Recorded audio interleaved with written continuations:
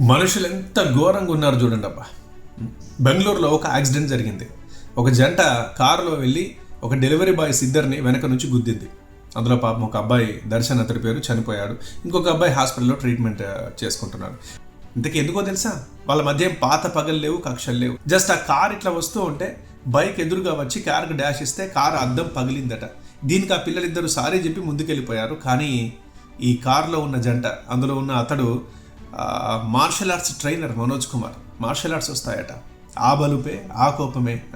పక్కనే ఉంది వాళ్ళ వైఫ్ కూడా ఉంది, ఆమె కూడా ఆపలేకపోయింది. ఆ కోపంలో కారుని యూటర్న్ తీసుకుని వెళ్ళి ఆ బైక్ మీద వెళ్తున్న ఇద్దరు పిల్లల్ని గుద్దేశాడు వెనక నుంచి. ఒక అబ్బాయి అక్కడే స్పాట్ డెడ్, మరొక అబ్బాయి క్రిటికల్గా ఉన్నాడు హాస్పిటల్లో.